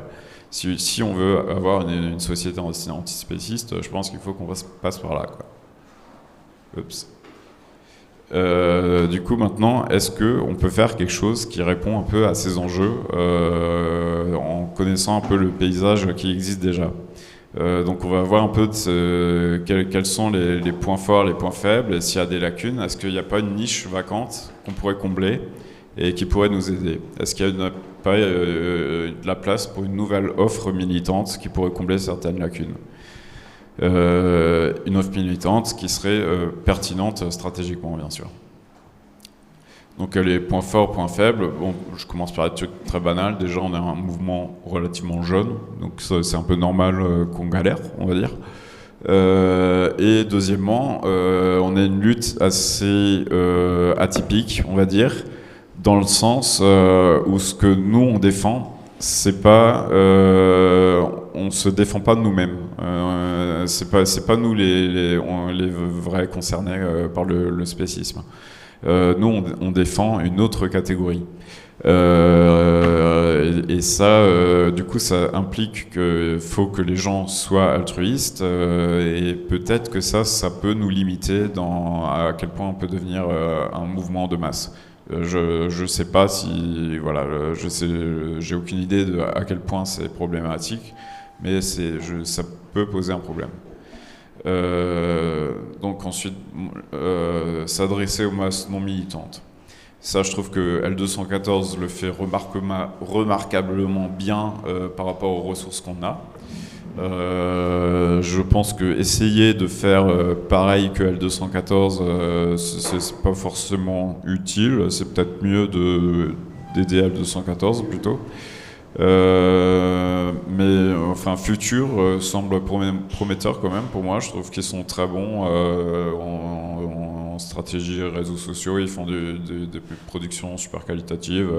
Donc c'est aussi quelque chose qui me semble prometteur pour ça.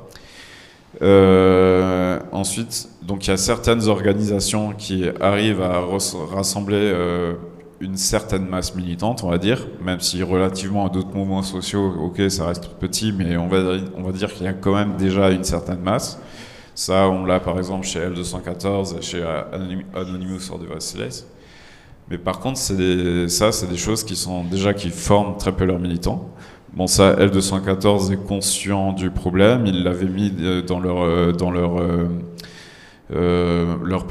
priorité à un moment, mais moi, j'ai pas l'impression que ça a beaucoup changé depuis qu'ils l'ont mis. Donc, enfin, ils ont l'air d'être conscients du problème, mais pour l'instant, ils forment encore très peu leurs militants.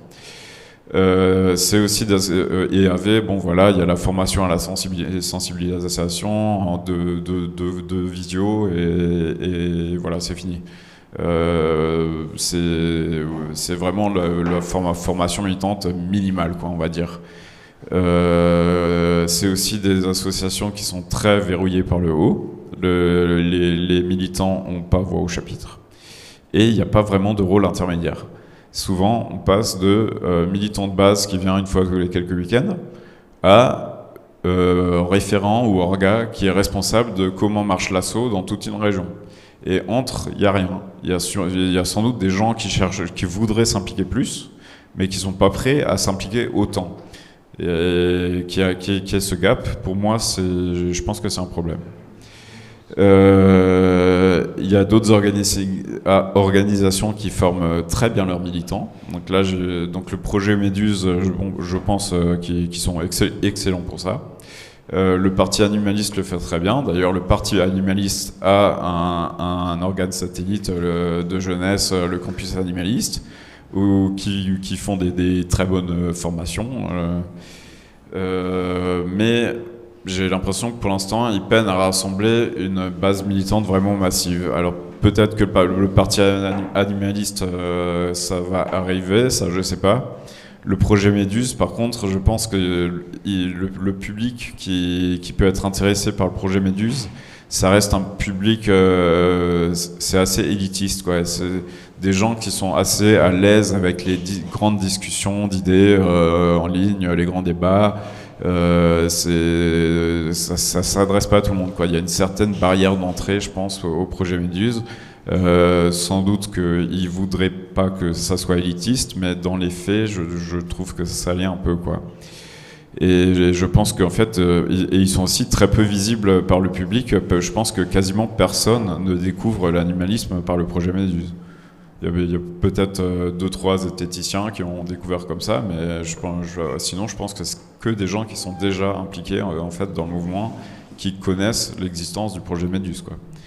Donc je vois très mal le projet Méduse devenir quelque chose de masse et populaire. Donc moi j'ai une proposition concrète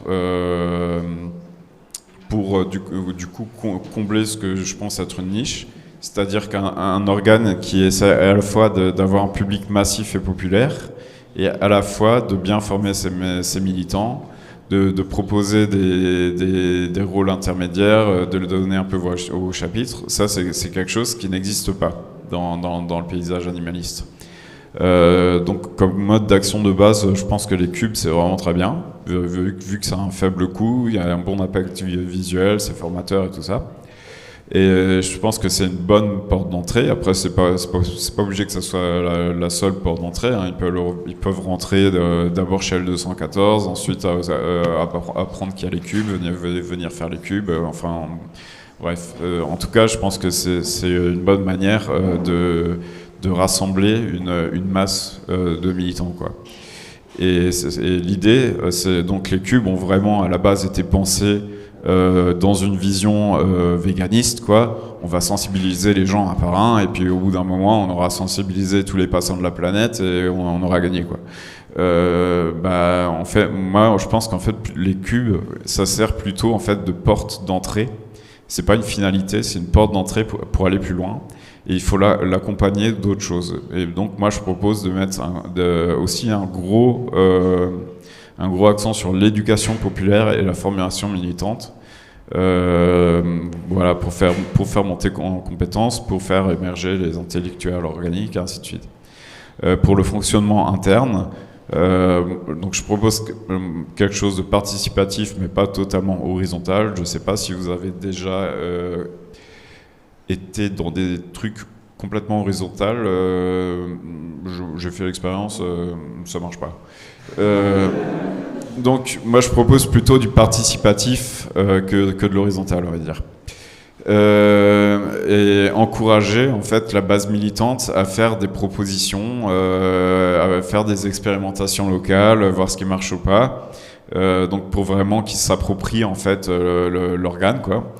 Et leur proposer des rôles intermédiaires, qui est un peu un engagement à la carte. Et ça pour faire ça, avoir un outil numérique en fait, un serveur Discord, donc j'en ai un qui est à peu près prêt, qui vraiment, les salons sont faits pour encourager les gens à parler, à dire ce qu'ils pensent.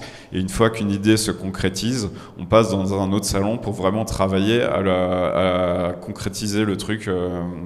Voilà. Et donc ça permet en fait de vraiment bosser sur une action, mettre en place une action, etc., sans prendre le rôle de co-référent, organisateur ou je sais pas quoi. On peut rester juste militant, mais s'investir dans l'élaboration d'une action, d'un atelier de formation, voilà.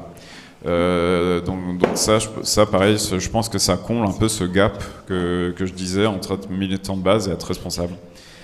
Et avec une petite équipe d'animation quand même qui essaie qu'on respecte les lignes éthiques et stratégiques, quoi, de l'orga.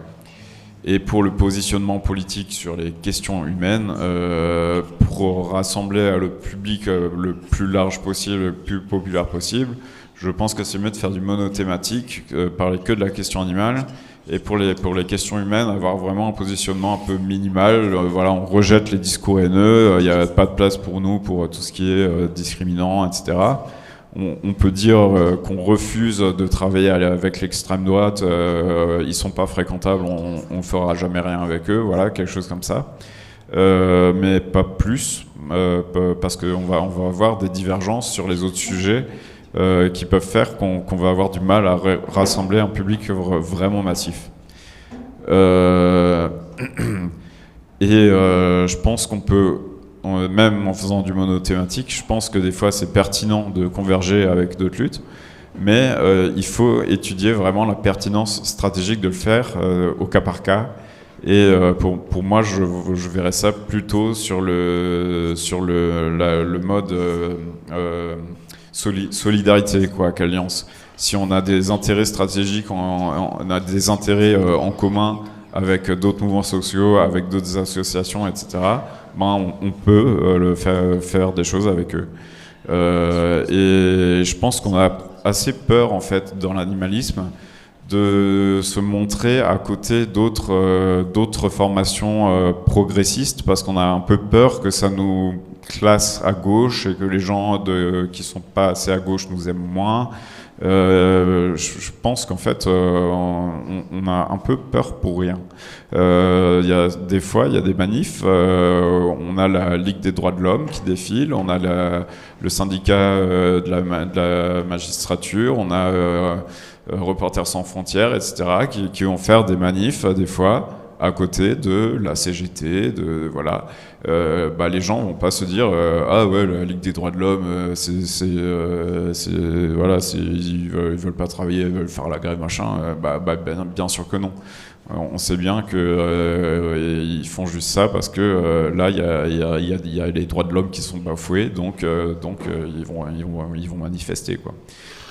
Donc je pense qu'il faut qu'on n'ait pas peur en fait de faire des choses en commun avec d'autres associations, d'autres mouvements, des partis, des machins, mais si c'est très pertinent stratégiquement.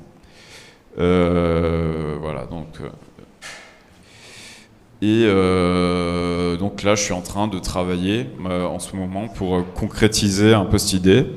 Donc là, je sais que c'était un peu vague ce que j'ai présenté, mais donc j'invite les gens qui sont intéressés et qui soit qui ont des retours critiques à faire, des questions sur comment je vois les choses, ou soit qui sont intéressés par le projet, qui aimeraient m'aider à le mettre en place. Je vous invite à me contacter pour en parler plus. Je serai là pendant tous les estivales. Donc il y a encore des questions. Est-ce que ça va être une nouvelle structure? Est-ce que ça va être une branche d'une autre asso? Donc je suis déjà en discussion avec une autre asso. On va peut-être devenir une branche de quelque chose qui existe déjà. Et ouais, bon, pour l'instant, mes priorités, c'est déjà avoir une sorte de base arrière et terrain d'expérimentation locale, pouvoir tester le truc d'abord localement, pour avoir un peu un retour du terrain, pour voir s'il y a des choses à modifier avant le déploiement national, quoi, on va dire, et avoir un point de ralliement en ligne pour tous ceux qui sont intéressés par ce projet sachent où en discuter, quoi. Et ça pour moi, ce serait du coup ce fameux serveur Discord. Et la question un peu, un peu délicate, c'est comment ça va se passer avec Anonymous for the Voiceless. Est-ce qu'ils vont être réceptifs ou pas? Est-ce que le dialogue va être possible avec eux ou pas? Pour l'instant, c'est vraiment pas clair. Pour l'instant, il n'y a pas eu de... J'ai essayé, pour l'instant, ça n'a pas marché. Donc, je ne sais pas comment ça va se passer. Ça serait dommage qu'on se place sur le même créneau et qu'il y ait une concurrence. Mais bon, on va voir comment ça va se passer. Voilà, avec ça j'ai fini, donc je vous remets la biblio, tout ce que j'ai donné, donc voilà, Deck Marceau, faire justice pour un peu les dérives du moralisme, ce que ça peut faire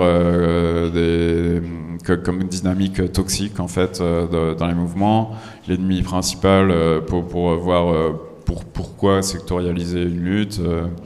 Le Axel, si vous voulez voir comment on applique le matérialisme à la question animale, pour la solidarité, alliance, l'article du Jacobin. Ah oui, je l'ai pas dit, y a un article de Yves Bonnardel et de Pierre Sigler, enfin un article, un pamphlet, quoi, on va dire, l'exploitation animale est une question de société, qui défend un peu la même chose que moi, j'ai l'impression, et qui le fait très bien, donc et c'est très sympa à lire, donc je vous invite à lire ça, c'est disponible en ligne. La psychosociale, voilà, Moscovici, François Ruffin, lu en 1h30, et vous avez les bases de Gramsci, enfin voilà. Et je vous remercie pour votre écoute.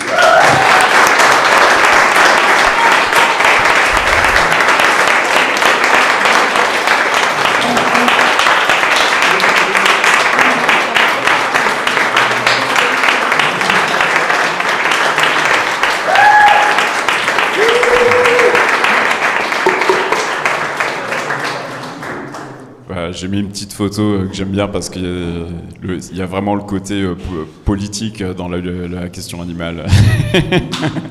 Voilà, si vous avez des questions maintenant, je ne sais pas si on a un micro pour les questions. Ok.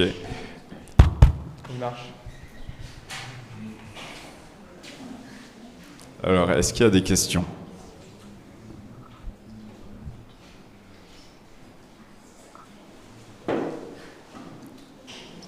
Vous avez tout compris?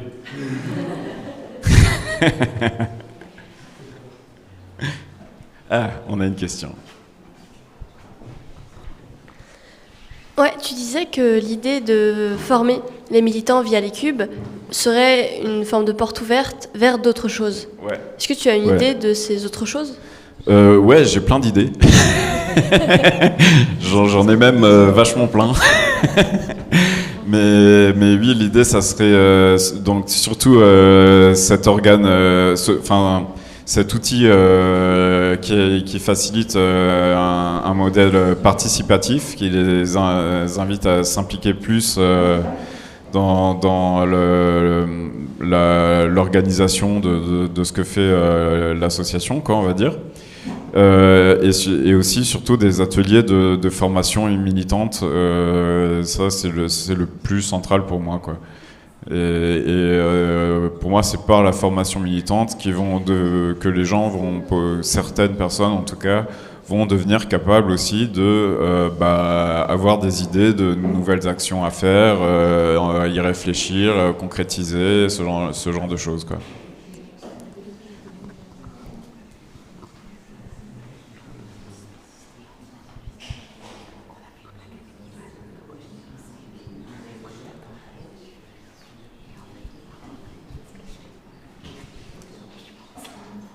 Pas d'autres questions? Vous êtes trop fatigué?